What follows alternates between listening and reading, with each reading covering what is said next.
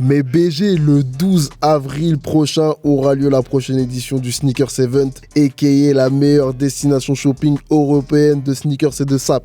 Cette 13e édition aura lieu à Paris Expo Porte de Versailles. Là-bas, vous allez pouvoir trouver votre bonheur des Air Jordan 1 High, des Mid, des Low, des Yeezy, des Sap Supreme, du Vintage et des stands de marque qu'on annoncera au fur et à mesure. Et nous, forcément, on sera là-bas pour faire un street style de qualité. Mettez-vous BG, Babanks. Quand tu portes ça dans la rue, t'as l'impression que tout le monde te regarde, quoi. Parce que c'est encore cool de porter du Supreme. Après, t'es au Japon, tu fais 2 mètres, il n'y a que des Asiates. Ouais.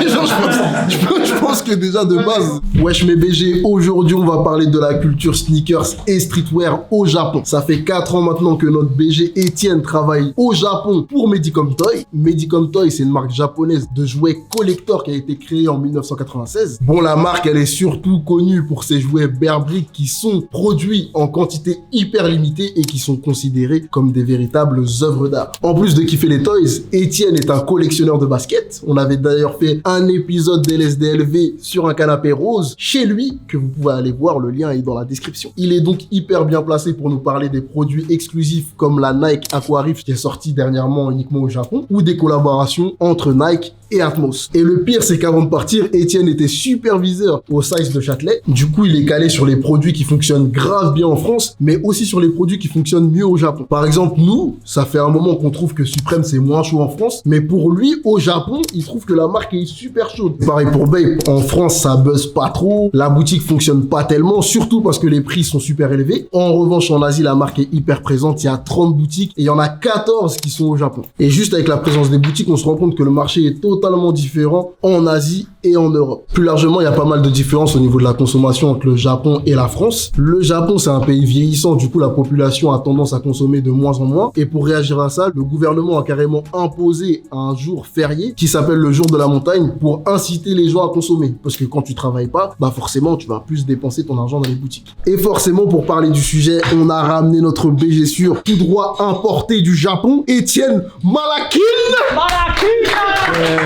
On dit Malakin, c'est ça? C'est pas grave.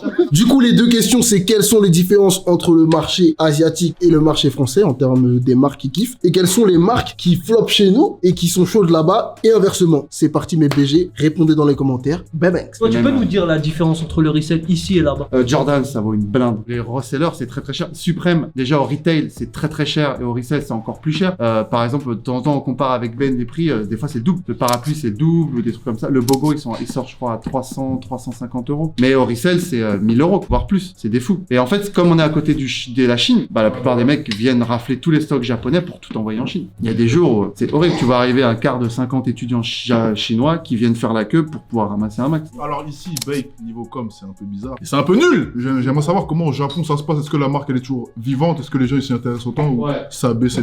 Au Japon, comme je te dis, on est à côté de la Chine et les Chinois sont très, tout ce qui est chinois, thaïlandais, taïwanais, ils sont très friands de la marque Bape. Et tous les jours de drop, tous les samedis, il y a la queue. Chez Bape. Ah, chez Bape, dans tous les Bape de Tokyo. Alors quand t'es inscrit à la newsletter Bape Japan, tous les lundis, tu reçois un mail avec ce qui va sortir le samedi. Et après, ils teasent un petit peu au fur et à mesure de la semaine pour le drop du samedi. À noter qu'en plus, il me semble qu'il y a beaucoup de magasins Bape à Tokyo. Enfin, là, toi, t'es à Tokyo, il y a combien de magasins Bape là-bas? Je crois qu'il y en a 5 ou 6. Comme les Suprêmes, hein, à Tokyo, il y a 4 Suprêmes. Il y en a un à Dover Street Market, un à Daikanyama, un à Shibuya et un à Harajuku. Et les Bape, t'en as un à Harajuku, un à Oyama, un à Shibuya, un à Dover Street Market. Je crois qu'il y en a un autre, je sais plus trop. Mais voilà, il y en a vachement. Mais ils sont tous pleins, quoi. Alors des fois, quand ils font des drops spéciaux, genre quand ils ont fait une collab avec Godzilla, c'est sorti que dans le Bape exclusif d'Aoyama. Ils ont quand même un flagship où t'as que les exclusivités. Mais sinon, Bape, ça cartonne toujours autant là-bas. Alors, c'est pas forcément les Japonais qui portent, ça va être beaucoup les étrangers. Même les Américains ou les Européens, quand ils viennent au Japon, ils vont chez Bape parce qu'ils ont la détaxe de 10%. Et déjà, le prix est encore moins cher. Le Shark, il doit être à 275 euros quand tu te fais détaxer. Je sais pas combien il est ici, mais je pense qu'il est un peu plus cher.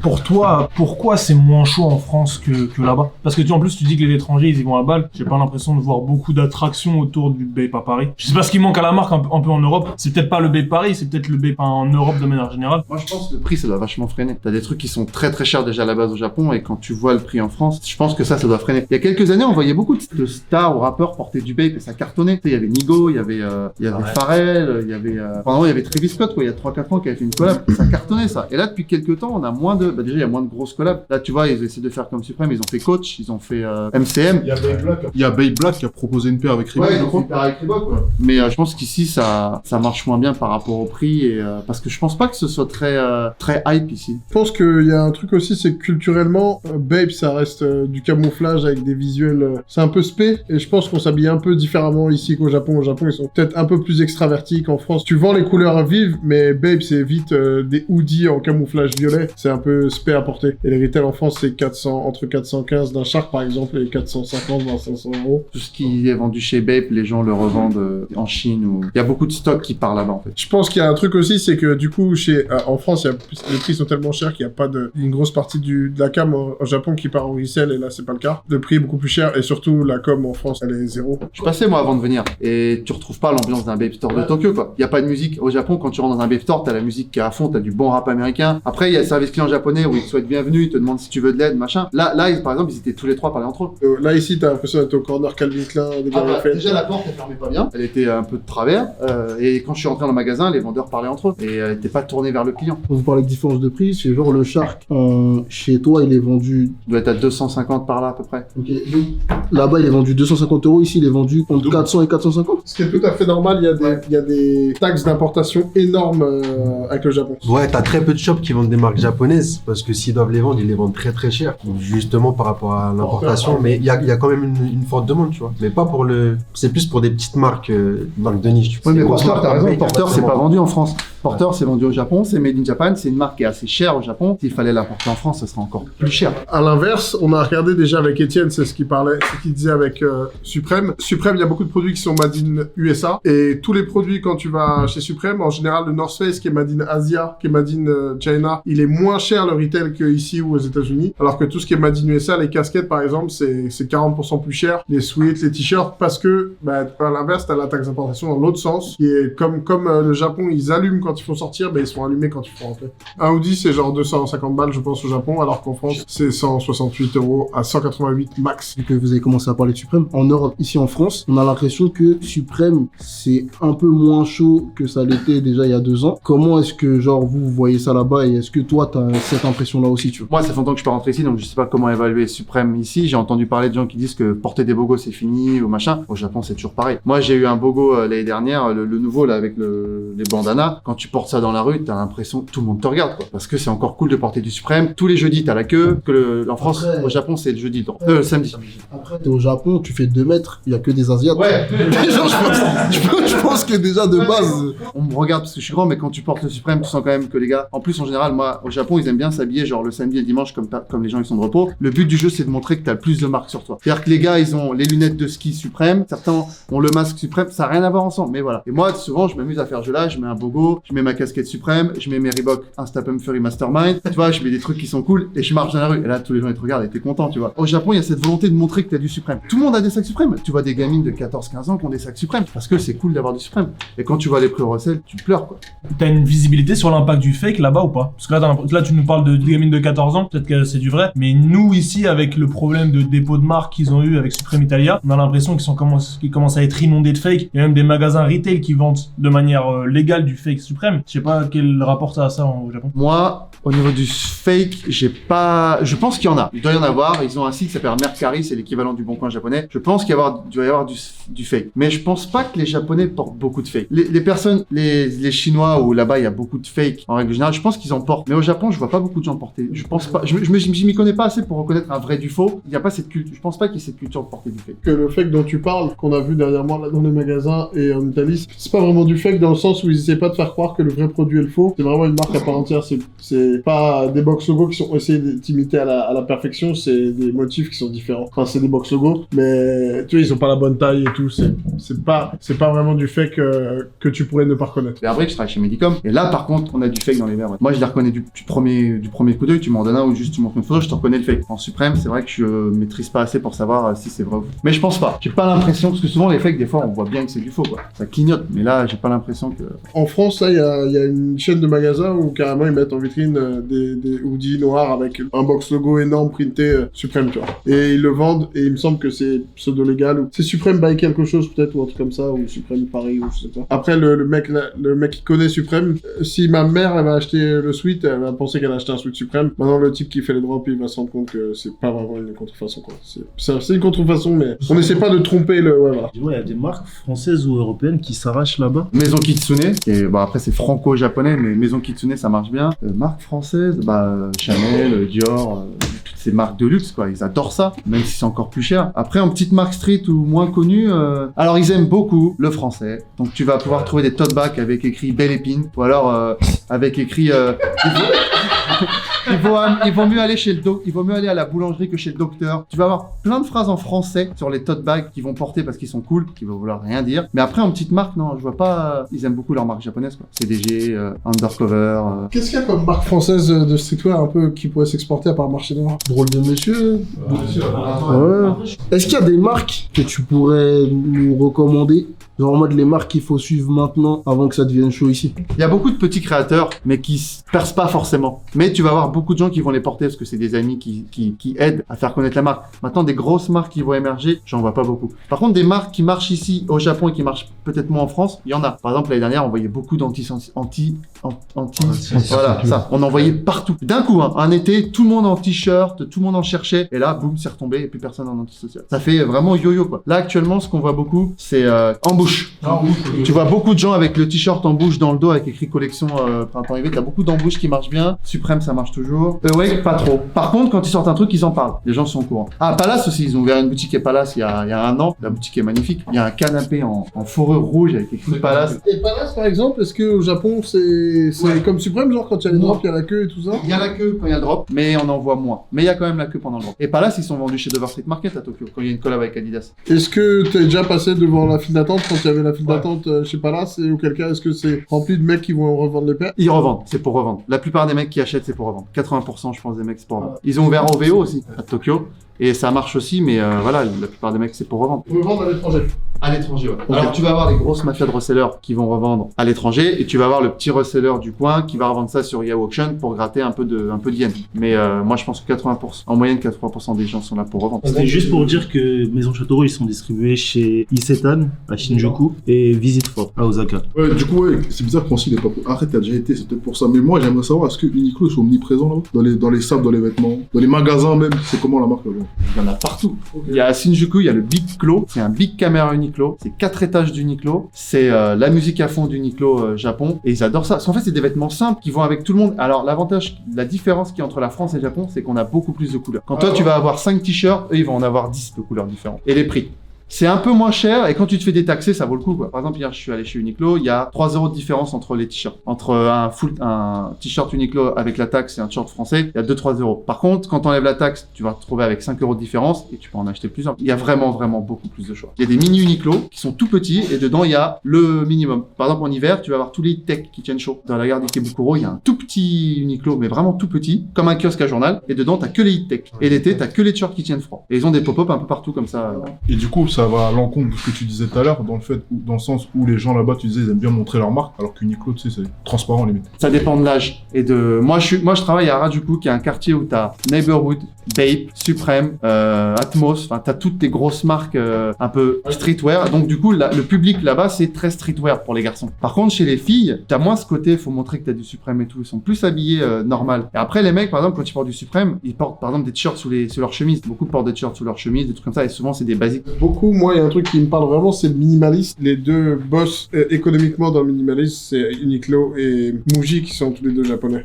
Non, c'est comme pour tout. Moi, au Japon, quand je veux du produit français, je le paye à balle. Et inversement ici. Quand tu veux un t-shirt Bape, tu le payes cher. Moi, quand je veux un Caprice des Dieux, c'est 15 €. Et niveau qualité, Muji, c'est vraiment très cool. Okay. C'est vraiment très cool. En fait, tout est pensé pour les appartements japonais. Donc, c'est des petites boîtes, mais c'est super utile. Et j'y suis allé hier, ils vendent tu sais, des trucs qui diffusent du parfum, là. Ouais. Bah, ils en vendent 2 poches. Okay. C'est grand comme ça, et tu le mets dans ta poche, et t'arrives au bureau, t'appuies, et ça s'allume, et ça diffuse. T'es pas obligé d'avoir un gros truc avec une prise.